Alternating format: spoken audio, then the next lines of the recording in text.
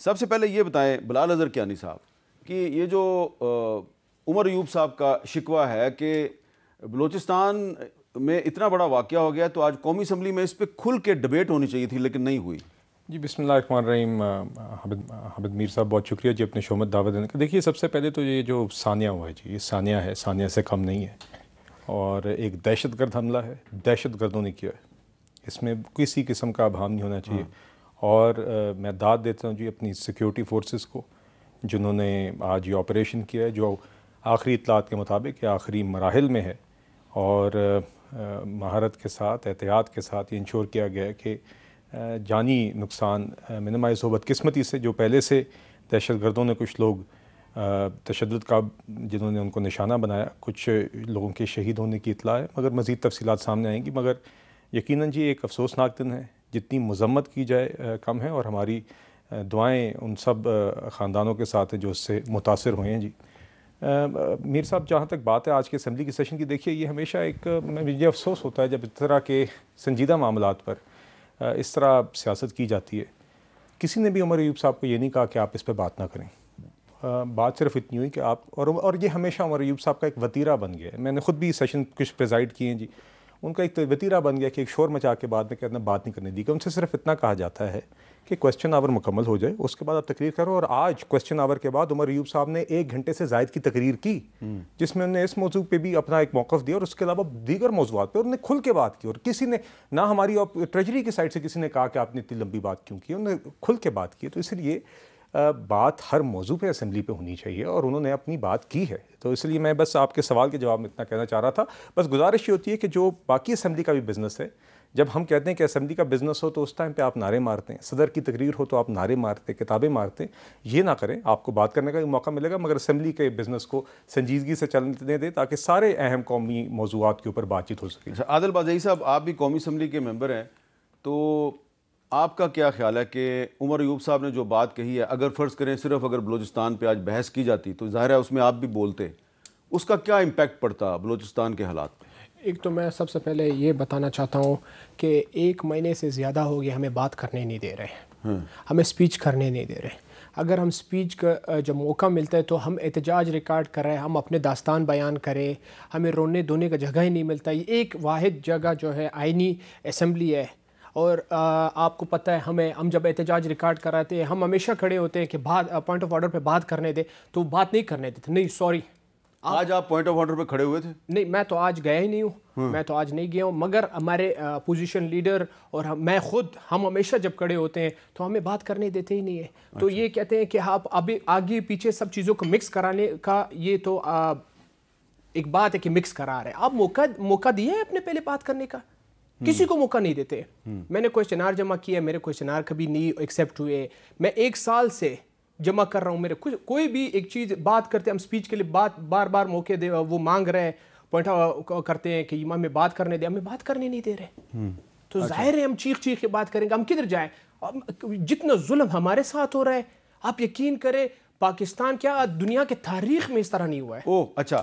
اب امان اللہ کنرانی صاحب، آپ ماہر قانون ہیں، تو شاید آپ نے آج چیف منسٹر بلوچستان سرفراز بگٹی صاحب سنی ہوگی، لیکن ایک ذرا کلپ میں آپ کو سنوانا چاہتا ہوں، ذرا سنیں. 100 مرتبہ یہ آفر کی ہے کہ کوئی بھی کانفلکٹ ڈائیلاگ سے ریزالو ہوتا ہے تو نہ صرف حکومت بلکہ ریاست پاکستان اس ڈائیلاگ کے لیے تیار ہے. بی ایل اے بندوق کے زور پر اپنا نظریہ مسلط کرنا چاہتی ہے تو کیا وائلنس کی اجازت دے دیں؟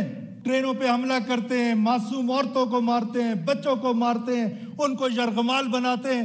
جو بھی وائلنس کرے گا، جو ریاست پاکستان کو توڑنے کی بات کرے گا، بندوق اٹھائے گا، ریاست مکمل طور پر ان کا کلا کما کرے گی. اور انہوں نے یہ بھی کہا تھا کہ ہم مذاکرات کے لیے تیار ہیں، لیکن بندوق کے زور پر اگر کوئی اپنا نظریہ مسلط کرنے کی کوشش کرے گا تو اس کی اجازت نہیں دیں گے. تو امان اللہ کنرانی صاحب، یہ بگٹی صاحب نے آج کہا ہے کہ ہم تو بات چیت کرنا چاہتے ہیں لیکن وہ ہمارے سے بات چیت نہیں کرنا چاہتے. تو آپ کے خیال میں پھر مسئلہ حل کیسے ہوگا؟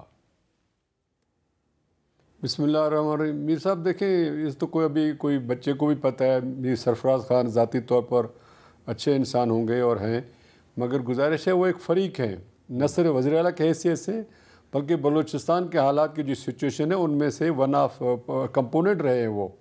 और आपको याद होगा कि ये जो हालात हैं बल्कि नॉर्मल हालात थे 2005 तक।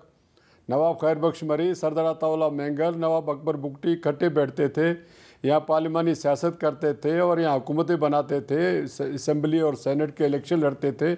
मैं खुद सेनेट का मेंबर रहा उनके दौर में, उन्हीं के लोगों ने मुझे वोट दिए। तो कहने का मकसद है कभी किसी ने रियासत के खिलाफ बात नहीं की। अमानुल्लाह करनानी साहब, हालात अमानुल्लाह करनानी साहब 2005 में आप कह रहे हैं, मुझे भी याद है कि खैर बख्श मरी साहब और मेंगल साहब और अकबर बुगटी साहब जो हैं वो इकट्ठे हमें नज़र आते थे, बैठते थे।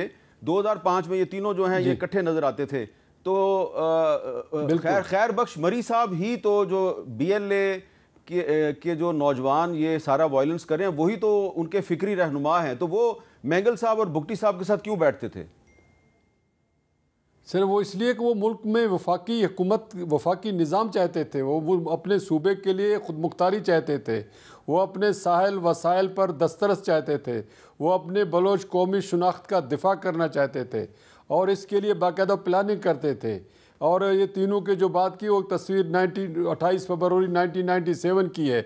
दूसरा जो है ये उनको आपने देखा होगा डेरा बुगटी में 2005 में जलसा हुआ, उसमें बालाच मरी साहब, बरामदक बुगटी साहब वो सब मौजूद थे, मैं खुद भी वहाँ मौजूद था। आप भी उस तस्वीर में नजर आ रहे हैं। सदर अख्तर मेंगल साहब भी बाद में आए, डॉक्टर हई साहब भी बाद में उस जलसे में शरीक हुए। सब यही मुतालबा, कोई पाकिस्तान के खिलाफ सोचता भी नहीं था। ये सब कुछ जो हुआ है 26 अगस्त 2006 में जब नवाब अकबर खान बुगटी को शहीद किया गया, और इसके बाद वो जो चिंगारी है जिसको कहते थे ये तहसील का मसला है और हम इसको जो है 2 महीने में हल करेंगे।